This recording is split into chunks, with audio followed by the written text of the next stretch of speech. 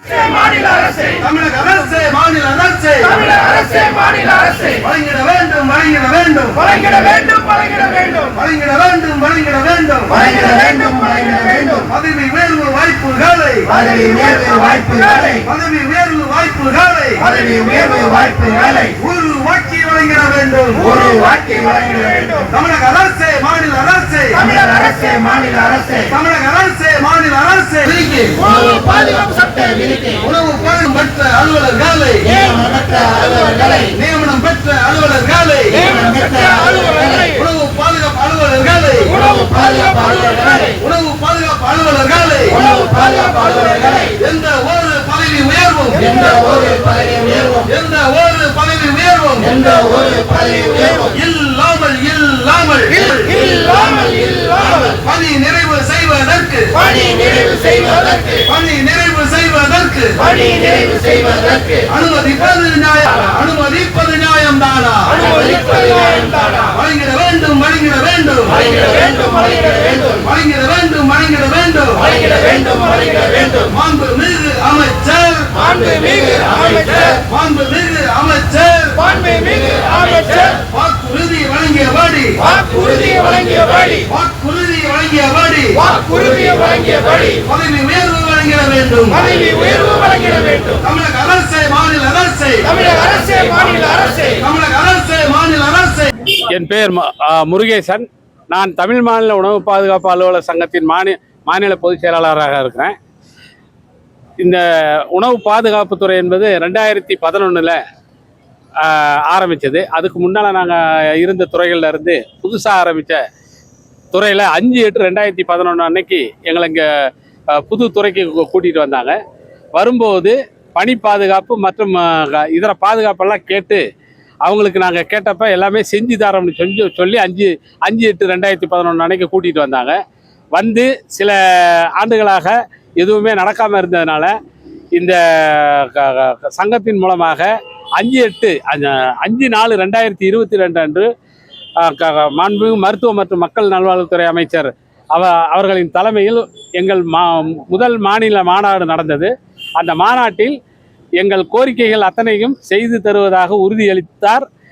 நாங்கள் கேட்கும் கோரிக்கை என்பது நியாயமானது என்று கூறி செய்வதாக கூறி இன்றளவும் அது நடைபெறவில்லை. எனவே பல்வேறு முறையீடுகளை அளித்தும் பல்வேறு முறை அவர்களை சந்தித்தும் இதுவரைக்கும் ஒரு கட்ட ப்ரொமோஷன் கூட ஒரு பதவி உயர்வு கூட வழங்காமல் இன்றளவும் இருப்பதனால் வேறு வழியின்றி காந்திய வழியில் நாங்கள் உண்ணாவிரத போராட்டம் அறிவித்துள்ளோம். இன்று ஒரு நாள் உண்ணாவிரத போராட்டமாக அறிவித்துள்ளது. இது ஒருவேளை மீண்டும் துறைகளும் அரசாங்கமும் கண்டுகொள்ளவில்லை எனில் இந்த பண்டிகை காலம் முடிந்த பின்னர் தொடர் உண்ணாவிரதத்துக்கு இது வித்திடும் என்பதை தெரிவித்துக் கொள்கிறேன். 125 பேர் உண்ணாவிரதத்தில் இருக்கிறார். இருந்து உணவு பாதுகாப்புத்துறை என்ற ஒரு துறையை ஆரம்பித்து அந்த துறையிலே உணவு பாதுகாப்பு அலுவலர்களாக பல்வேறு துறைகளிலிருந்து கொண்டு வந்து பணியமர்த்தி எங்களுக்கான ஒரு அடிப்படை கட்டமைப்பு வசதிகள் போன்ற மற்ற எந்த விதமான ஒரு அடிப்படை வசதிகளையும் செய்து கொடுக்கவில்லை என்ற காரணத்தின் அடிப்படையில் நாங்கள் இன்று பட்டினி போராட்டத்தை ஆரம்பித்திருக்கின்றோம். இது இன்று எடுக்கப்பட்ட முடிவு அல்ல. ஏற்கனவே 14 வருட காலமாக நாங்கள் ஒவ்வொரு முறையும் அரசுக்கும் துறைக்கும் பல முறையிட்டு அந்த முறையீட்டின் அடிப்படையிலே எங்களுக்கு அடிப்படை கட்டமைப்பு வசதிகள் போன்றும் மற்ற பதவி உயர்வு போன்ற வசதிகள் எதுவும் ஏற்படுத்தி கொடுக்கப்படவில்லை. அதற்கான ஒரு முன்னெடுப்பு நடவடிக்கைகள் கூட துறையும் அரசும் செய்யவில்லை என்ற அடிப்படையில் தான் இந்த ஒரு பட்டினி போராட்டத்தை ஆரம்பித்திருக்கின்றோம்.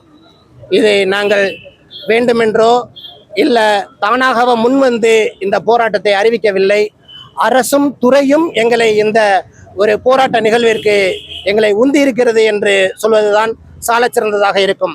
அதன் அடிப்படையிலேயே இந்த எங்களுக்கு 1000 கோரிக்கைகள் இருந்தாலும் அதையெல்லாம் காமன் மினிமம் ப்ரோக்ராம் என்று சொல்லக்கூடிய 3 கோரிக்கைகளாக முன்னிறுத்தி இந்த போராட்டமானது நடைபெற்று கொண்டிருக்கின்றது.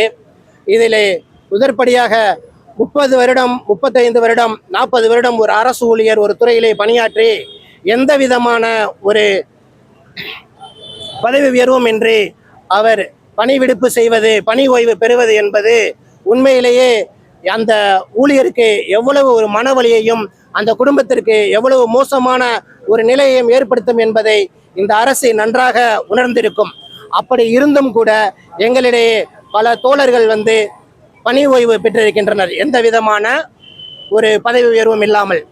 அடுத்தபடியாக பணியில் 2011 உணவு பாதுகாப்பு அலுவலராக பணியில் சேர்க்கப்பட்ட நாள் முதல் அனைவருக்கும் சம வேலைக்கு சம ஊதியம் என்ற அடிப்படையில் அனைவருக்கும் ஊதியம் நிர்ணயம் செய்து இந்த அரசும் துறையும் வழங்கியிருக்க வேண்டும். ஒரு ஊழியருக்கு ஒரு சம்பளம் என்பது எவ்வளவு முக்கியமான ஒன்று என்று அவர்களுக்கு தெரிந்திருக்கும். அவர்களுக்கு தேவையான வசதிகளையும் அவர்களுக்கு தேவையான வேலைகளையும் அவர்கள் எங்களிடமிருந்து பெற்றுக்கொள்கிறார்களே ஒழிய எங்களுக்கு என்ன தேவை என்பதை அவர்கள் அறிந்திருந்தும் அவர்கள் செய்ய மறுப்பது என்பது உண்மையிலேயே ஒரு அரசு துறைக்கு அது நல்லதல்ல என்பதை எடுத்துக்காட்டும் விதமாகத்தான், சுட்டிக்காட்டும் விதமாகத்தான் இந்த போராட்டத்திலே நாங்கள் கலந்திருக்கின்றோம். பணியில் சேர்ந்த நாள் முதல் கிட்டத்தட்ட ஒரு 86 ஊழியர்களுக்கு பணிக்கான ஊதியத்தை வழங்காமல் இருக்கின்றது. இது தொடர்பாக நாம் ஒவ்வொரு முறையும் ஒவ்வொரு மாதமும் நாங்கள் அதற்கான முறையீடுகளை அரசுக்கும் துறைக்கும் தெரிவித்தும் கூட இன்று வரை அந்த துறையானது செவிசாய்க்கவில்லை.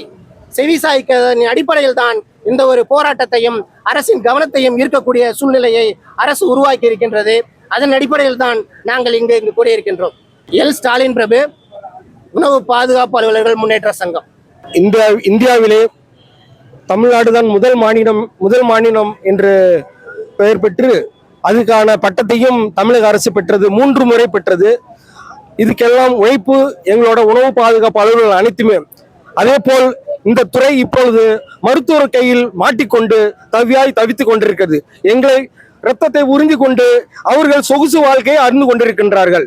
அனைத்து 32 மாவட்டத்திலும் உணவு பாதுகாப்பு அலுவலர் நியமன அலுவலர்கள் மாற்றுத்துறையில் இங்கு அமர்ந்திருந்து எங்களை மாற்றுத்திறனாளிகள் மாதிரி பயன்படுத்தி கொண்டே இருக்கின்றார்கள். இதற்கு 6 மாவட்டத்திற்கும் இந்த துறையின் எங்களின் ஊதியருக்கு மாவட்ட நியமன அலுவலரை 6 மாவட்டத்துக்கு வழங்கிட மிக்க தாழ்மையுடன் கேட்டுக்கொள்கிறேன். ஸ்டாலின் ராஜரத்னம்,